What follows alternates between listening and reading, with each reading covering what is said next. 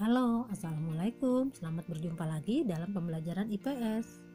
Kali ini kita akan membahas materi perubahan akibat interaksi antar ruang. Setelah pembahasan materi kali ini, diharapkan siswa dapat menjelaskan perubahan akibat interaksi antar ruang. Anak-anak, masih ingat kan materi interaksi antar ruang yang telah kita bahas pada pertemuan awal?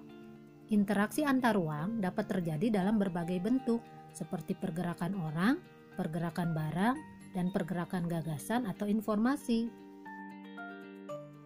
Semua pergerakan tersebut menimbulkan perubahan, baik bagi daerah tujuan maupun daerah asal.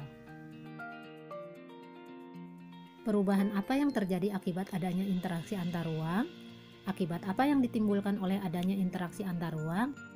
Mari kita simak pembahasan materi ini. Berbagai perubahan akibat interaksi keruangan yaitu sebagai berikut. Pertama, berkembangnya pusat-pusat pertumbuhan. Pergerakan orang, barang atau jasa pada suatu lokasi tertentu akan menimbulkan pemusatan aktivitas manusia pada lokasi tujuan. Pemusatan aktivitas penduduk tersebut kemudian membentuk daerah perkotaan. Daerah perkotaan merupakan pusat pertumbuhan suatu wilayah karena sebagian besar aktivitas terkonsentrasi di wilayah perkotaan.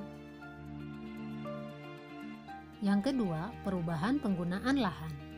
Aktivitas penduduk yang terus meningkat pada akhirnya akan memerlukan lahan untuk menampung aktivitas tersebut. Semakin banyak penduduk yang datang pada suatu kota akan disertai dengan kebutuhan tempat tinggal. Akibatnya terjadi perubahan penggunaan lahan dari pertanian menjadi pemukiman, industri, perdagangan, dan yang lainnya. Yang ketiga, perubahan orientasi mata pencaharian. Daerah yang menjadi tujuan pergerakan penduduk akan dihuni oleh mereka yang memiliki pekerjaan yang beragam. Orientasi pekerjaan berubah dari yang tadinya berorientasi pada sumber daya alam, khususnya petani, menjadi pekerjaan lainnya. Yang keempat, berkembangnya sarana dan prasarana. Terjadinya pergerakan orang, barang, dan informasi memerlukan sarana dan prasarana, kendaraan, jalan, fasilitas umum, pusat-pusat perdagangan, dan lain-lain terus bertambah dengan semakin meningkatnya interaksi keruangan.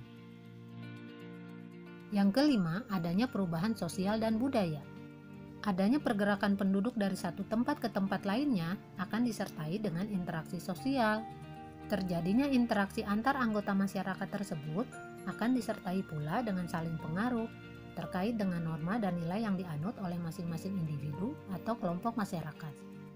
Perubahan sosial dan budaya pada saat ini tidak lagi hanya karena adanya pergerakan penduduk, tetapi juga karena adanya aliran informasi dari satu daerah dengan daerah lain, bahkan antar negara atau benua yang jaraknya sangat jauh sekali.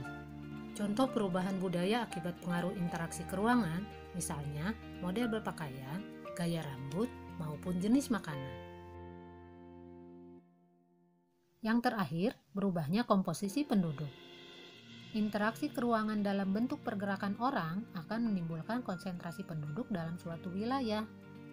Penduduk tersebut memiliki latar belakang yang berbeda-beda, misalnya agama, status sosial, usia, jenis kelamin, mata pencaharian, etnik atau suku bangsa, dan lain-lain. Akibatnya, komposisi penduduk berubah dari yang awalnya relatif seragam, misalnya sebagian besar etnik Sunda, kemudian berkembang menjadi beragam etnik. Anak-anak, sudah paham kan apa saja perubahan dan akibat yang ditimbulkan oleh adanya interaksi antar ruang? Nah, sampai di sini dulu pembahasan materi kita kali ini. Sampai bertemu lagi pada pembahasan materi selanjutnya. Wassalamualaikum warahmatullahi wabarakatuh.